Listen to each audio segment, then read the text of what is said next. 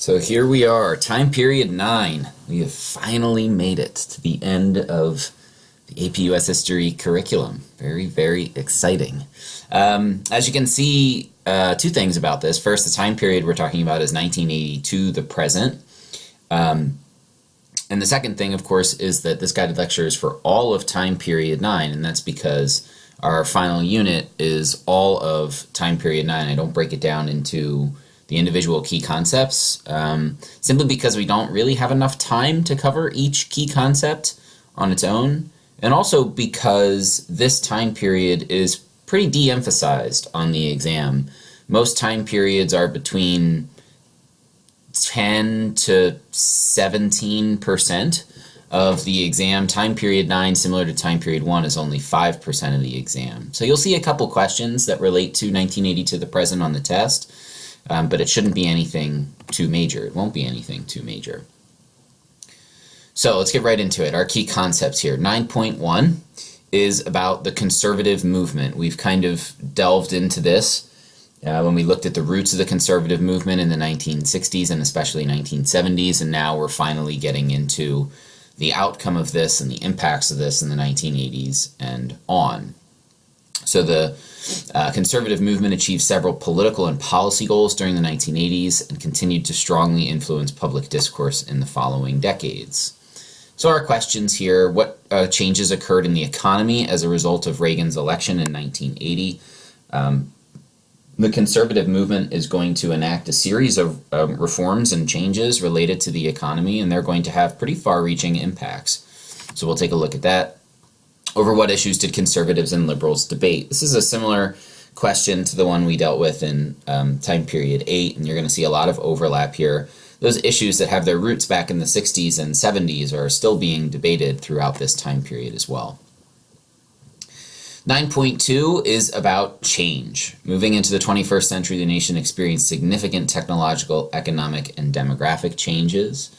Our questions here: how has the economy changed since 1980? Spoiler, it's not been very good. And what are the impacts of internal migration and immigrants on the United States?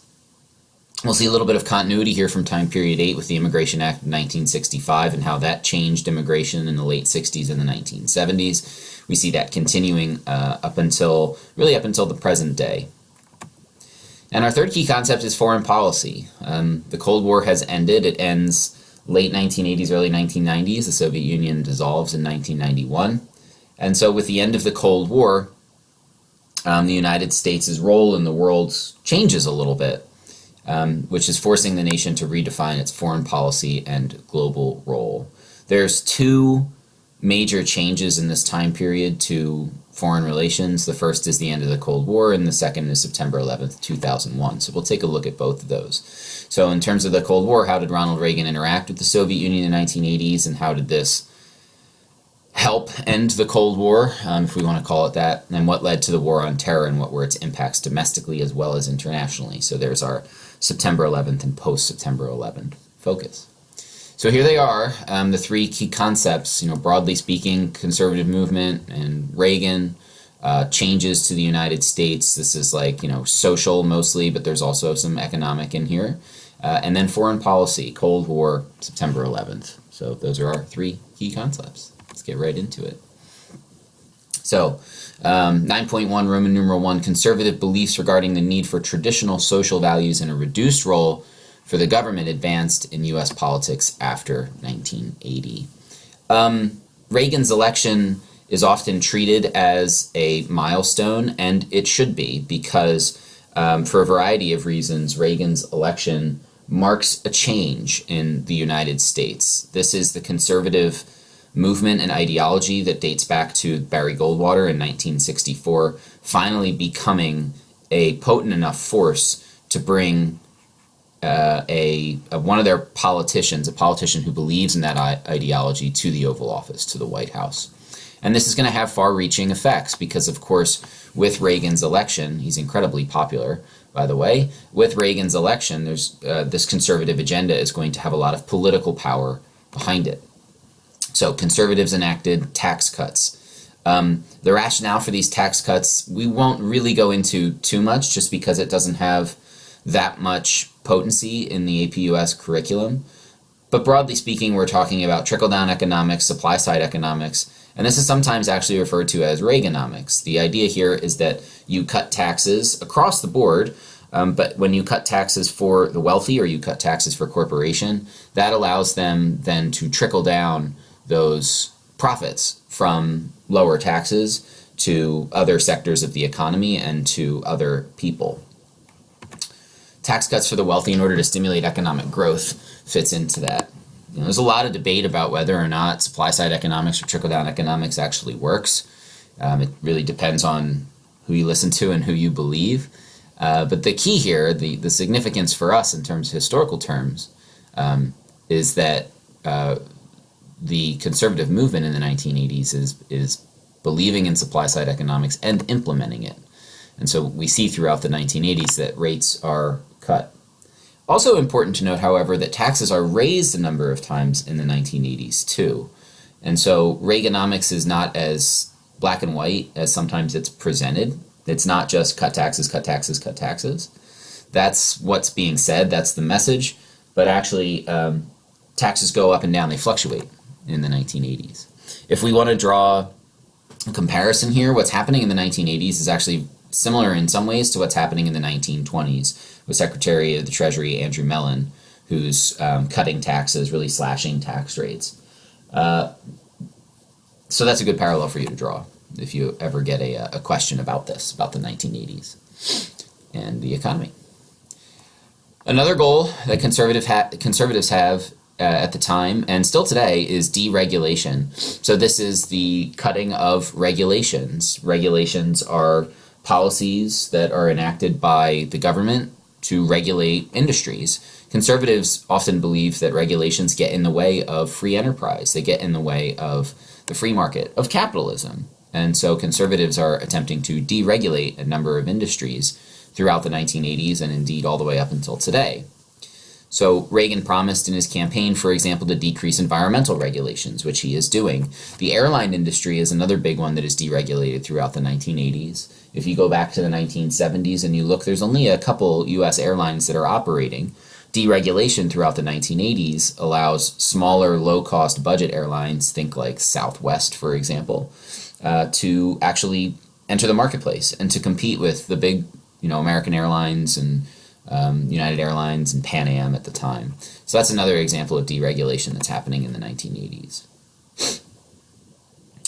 B, conservatives sought to limit liberal programs, but met inertia, fun word by the College Board, resistance, and liberal opposition. They are trying to deconstruct the welfare state.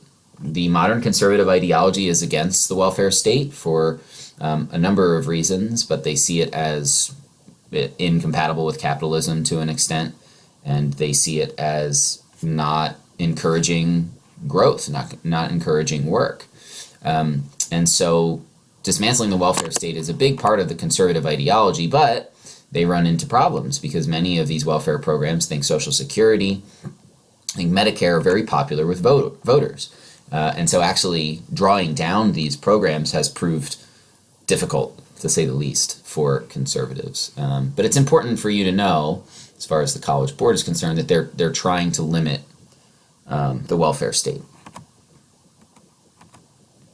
Sticking with Roman numeral 1 here, policy debates occurred regarding free trade agreements. So this is beyond the 1980s. We're moving into the 1990s here with NAFTA, the North American Free Trade Agreement, which is still controversial today. NAFTA means that there are no tariffs on goods that are made in Canada, Mexico, and the United States and are traded between those three countries. Supporters of NAFTA will say that it lowers costs for the consumers because if you can make something cheaper in Mexico and then ship it to the United States without a tariff, then it's cheaper for consumers to buy. Detractors of NAFTA say that it encourages companies to outsource their jobs and to move to where it is cheaper to produce goods. And so this actually hurts, especially U.S. jobs, because it's cheaper to manufacture in especially Mexico.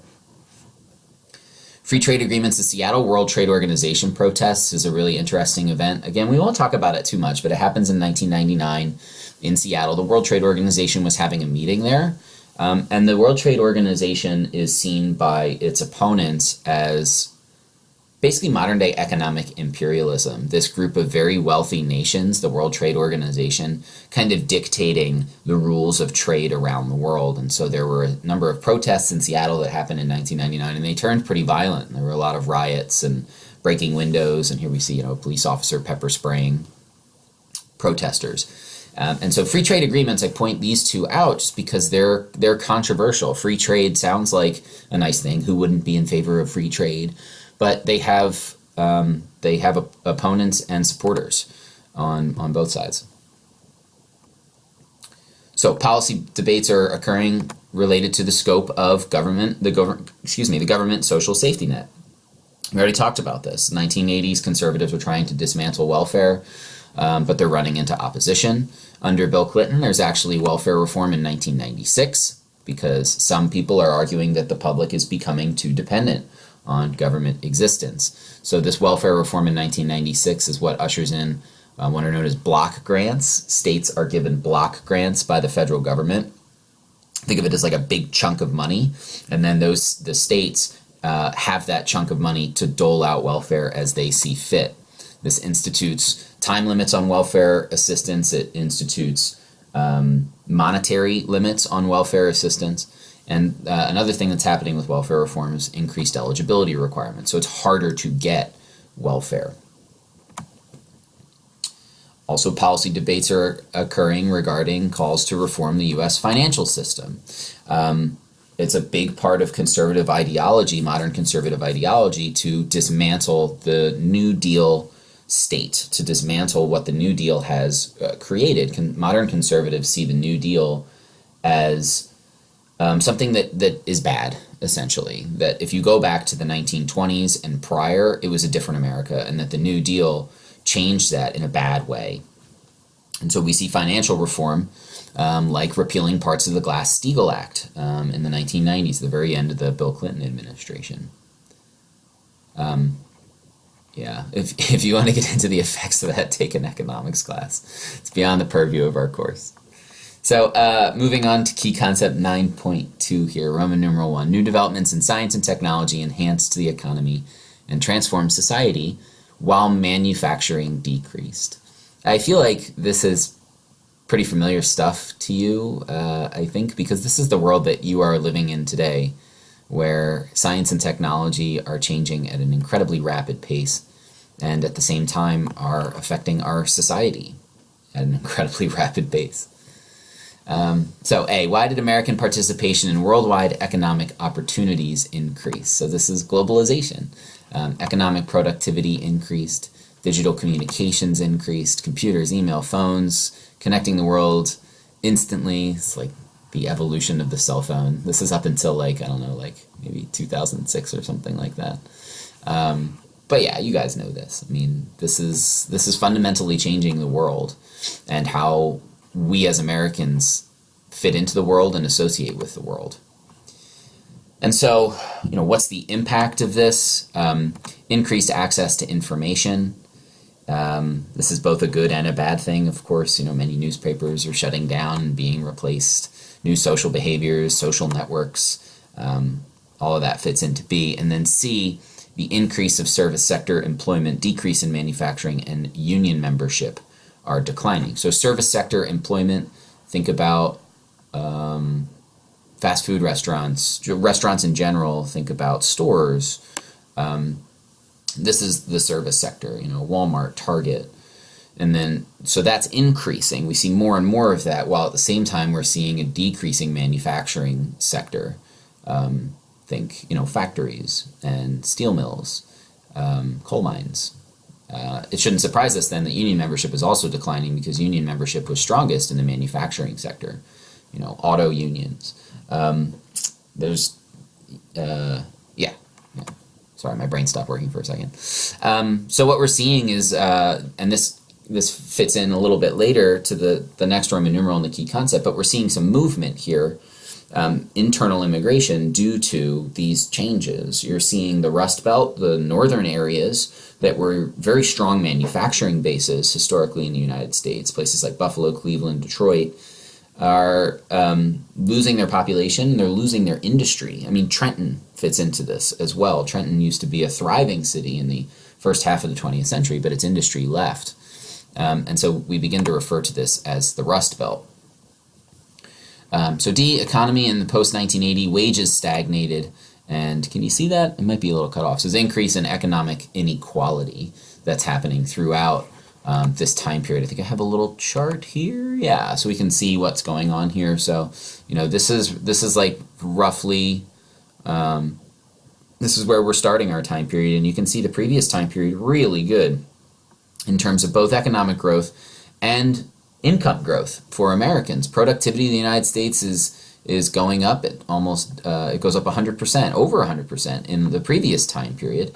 Productivity is continuing to rise, and in fact it's rising even more rapidly than the previous time period, yet wages have stagnated. Real median family income has stagnated. This is a big problem for us. I mean you and me. As we move forward as a society, is what's going to bring this back together? What's going to bring income back to levels that match productivity? If anything, it might not. It might never be brought back. But this is a real big problem that our society is still facing today, even though this chart ends at 2012. It's still going on today. So, Roman numeral 2, I kind of alluded to it there before, but the United States population is continuing to undergo demographic shifts that had significant cultural and political consequences during this time period. So the Rust Belt is up here, these northern cities, these manufacturing cities. Industry is leaving, people are leaving, and this is at the same time where the South is growing, which is often referred to as the Sun Belt. So we have the Rust Belt up here, northern areas, Sun Belt down here, southern areas.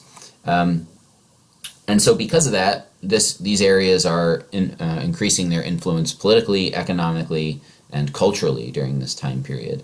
None more so than probably California, but also Texas, the South as a really potent political force. These are all things that are accelerating during this time period. So more representation in the House, more businesses, more political and economic power. In large effect, because of the Immigration Act of 1965, we're also seeing immigration from Latin America and Asia increasing dramatically during this time period. These are traditionally underrepresented groups in American demographics, but they are increasingly becoming more and more represented. Our nation is changing in terms of demographics, and the Immigration Act of 1965 has a big role to play in that. And so we shouldn't forget that. These groups are helping to supply the United States with a very important labor force as the demographics of the United States changes. Immigration from Latin America and Asia is also changing. I mean, this is a huge debate that our society is going through right now. What does it mean to be a nation of immigrants? How long can we keep up the immigration that we have going today? All these things are being debated throughout the time period 9 as well.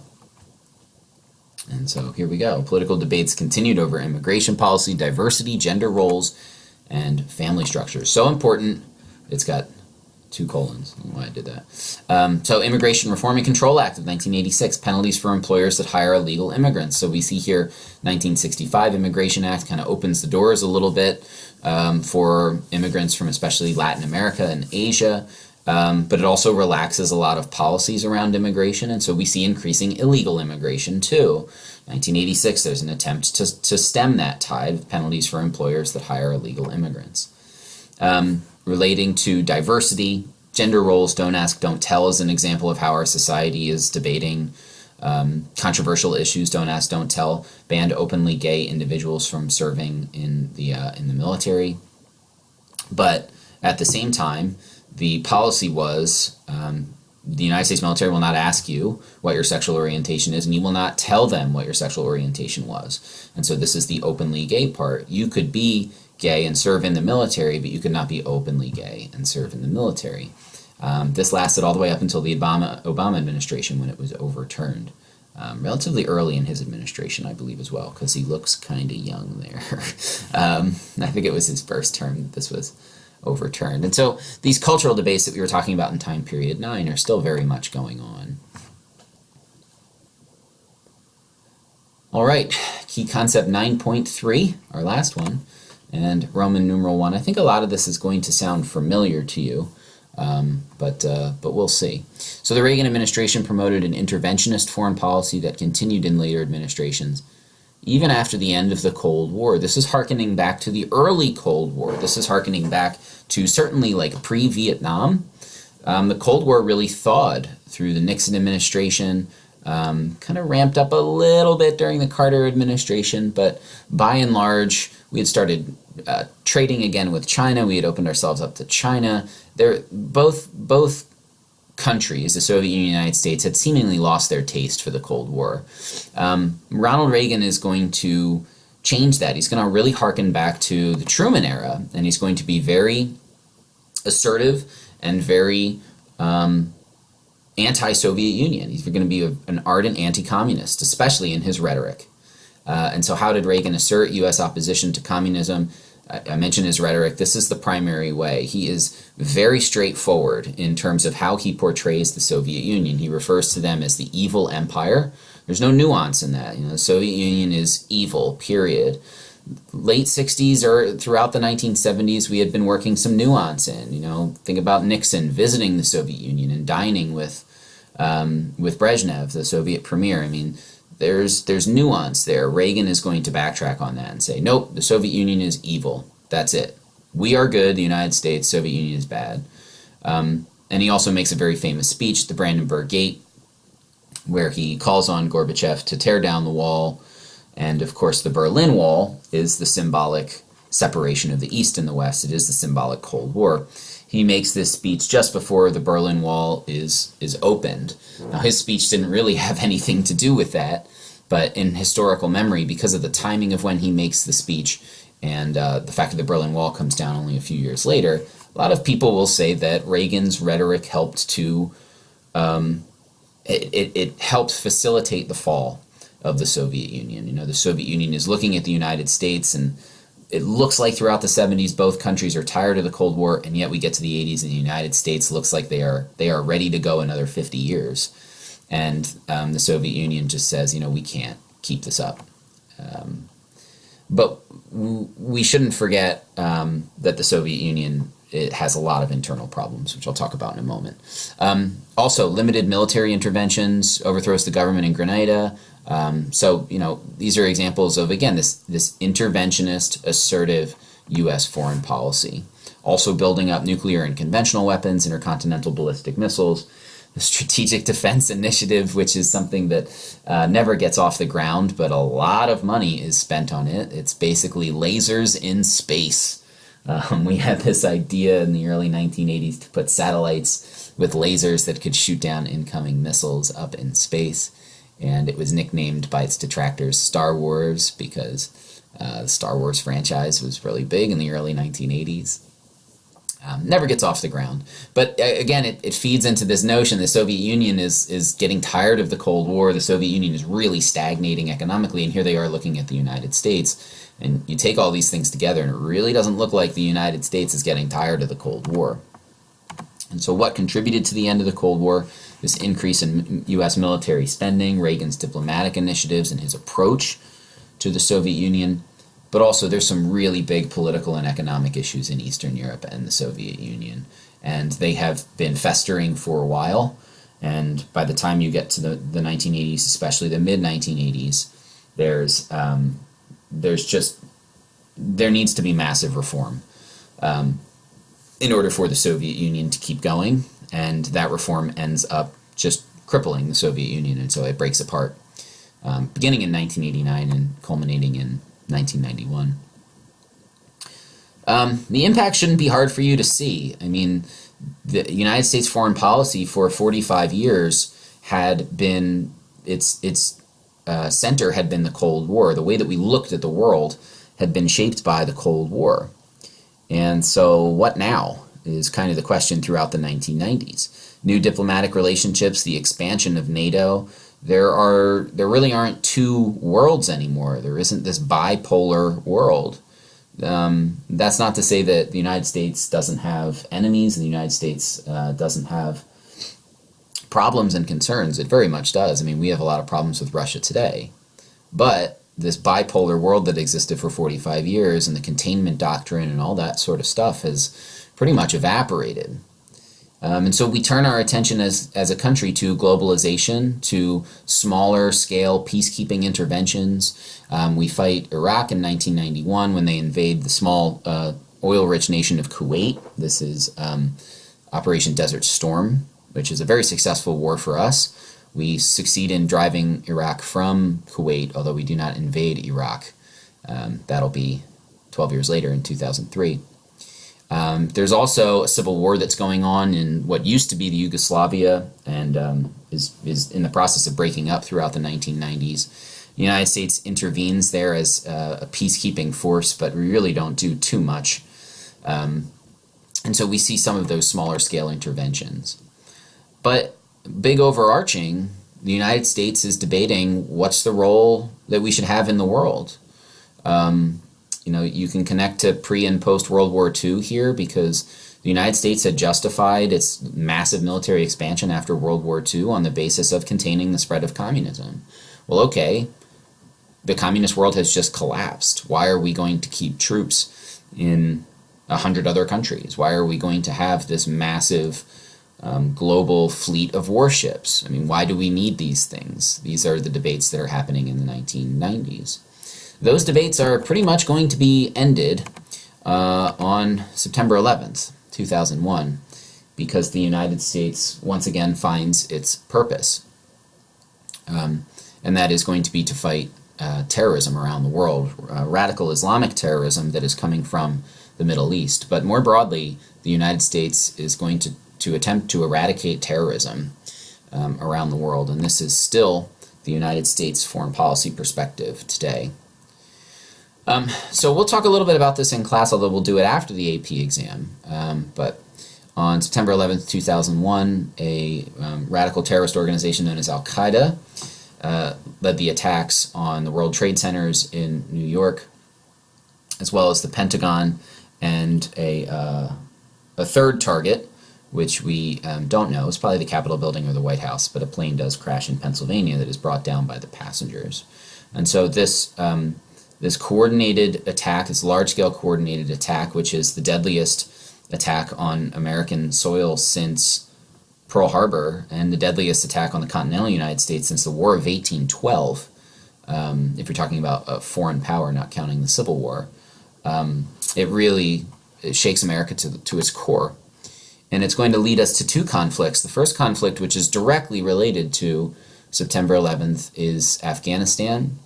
The government of Afghanistan, which was being run by the Taliban, had harbored Al-Qaeda, had allowed Al-Qaeda to operate in Afghanistan. And so the United States, very quickly after September 11th in October of 2001, invades Afghanistan. We topple the Taliban government, and we work on trying to destroy Al-Qaeda, which is very, very difficult. Ultimately, we will kill Osama bin Laden, who is the architect of September 11th attacks, and we will succeed in diminishing significantly the power of Al-Qaeda, although Al-Qaeda still does exist today. It's a multinational terrorist organization, so it's very difficult to destroy. But the conflict in Afghanistan is still going on today, and we still have troops there. So it's a lengthy conflict. It's the longest war the United States has ever fought. Kind of like sort of related, but not really related, is the conflict in Iraq. Iraq is labeled as a terrorist state by the George W. Bush administration. It's being run by Saddam Hussein, who was a dictator. And Iraq, along with Iran and North Korea, are labeled the axis of evil by the George W. Bush administration. Iraq doesn't have a role in September 11th. And so in that sense, we should think of it as separate.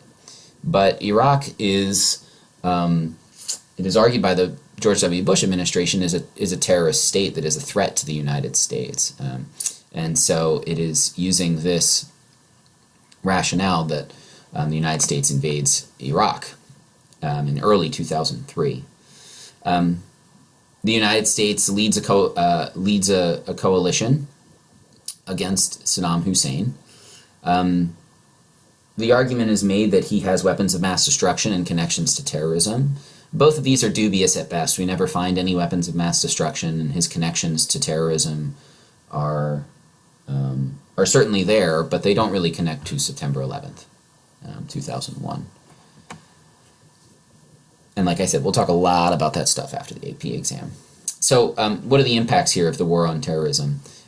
Improved security in the United States, certainly. Improved is an interesting word. Security becomes more widespread in the United States. Anyone who has ever gone to an airport knows what I'm talking about. Prior to 2001, you may have walked through a metal detector, and that was about it. Now, you have the TSA, which is a new organization created after 2001. You have full body scanners, you're taking off your shoes and taking out your laptops, and this is all post-September 11th. The National Security Administration, the NSA, receives much broader powers to spy on Americans in a number of ways, and so security in the United States becomes more powerful, for sure, after 9/11. And so it relates to debates on what's more important to us, security or rights. These two things are often in conflict throughout American history. If you want to talk about drawing comparisons to other time periods, this stuff is rife for comparison to the Alien and Sedition Acts, 1790s, or to World War I, and to the Espionage Act, jailing dissidents, people who speak out against the U.S. government. This is always something that comes up in American history, in any democracy, I guess, where we can debate these things. The Patriot Act, which is passed right after September 11th, increases the power of the federal government to wiretap without warrant. So this is an example of how security is being, what's the word? My brain just stopped working. Oh no.